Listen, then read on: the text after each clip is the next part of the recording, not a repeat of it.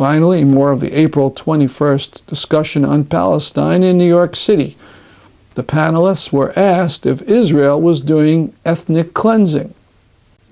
They just try to do anything to kick as many Palestinians out and to take the Palestinian property and make it look as Israeli as possible.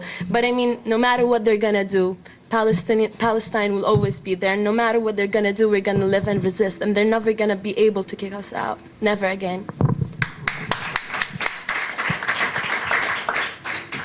I would say yes. I would also say that, as Horia said, historically Israel has a long history of ethnic cleansing. A good book to read about that is a book by Professor Elian Papi, an Israeli historian, The Ethnic Cleansing of Palestine. I think that details a lot of ethnic cleansing which took place in 1948. But also, I'd like to say this as well, and it's where the American question comes into this, because this can't just be an elephant in the room which is ignored.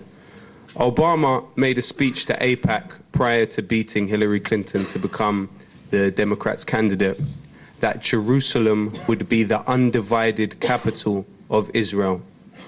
These were Obama's exact words.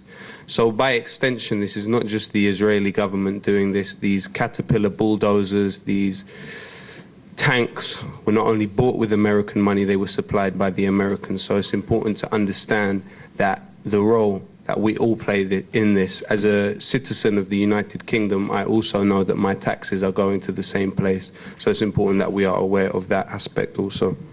But also I would agree with Mr. Finkelstein as well in the Normstar. I'd agree with Norm.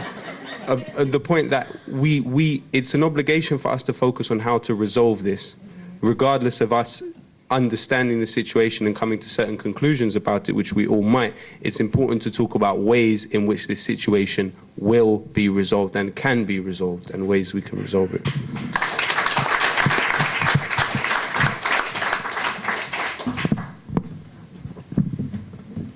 Okay. In regards to this question about Jerusalem, I suppose the best thing for me would be to speak from my own experience. Last summer, I was living in a neighborhood called Sheikh Jarrah, now in East Jerusalem. Now this has been an Arab neighborhood for centuries, for hundreds of years. And I was living with the Hanoun family. As I mentioned before, the Hanoun family were evicted from their home at the beginning of August. But there's 28 families in this neighborhood that the settler company want to evict to build a new Israeli settlement in that neighborhood. Now, three families have already been evicted in the last year.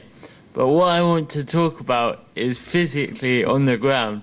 When I first arrived in Sheikh Jarrah, it still looked like an Arab neighborhood.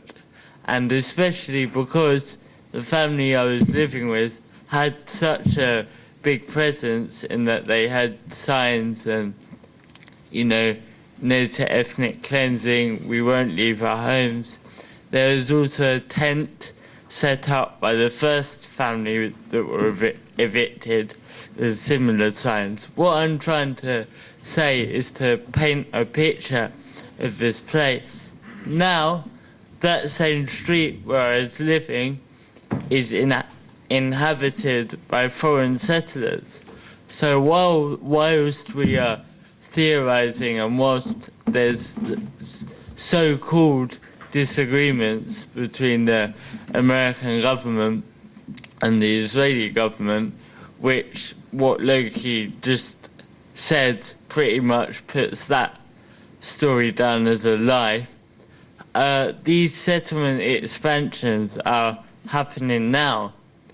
So yes, I would say it is ethnic cleansing in the definition of the term, but also I think this emphasizes the importance that whilst the Israeli government is using. That's our program for today. See you next week at this time. I'm Stanley Heller, and this is The Struggle.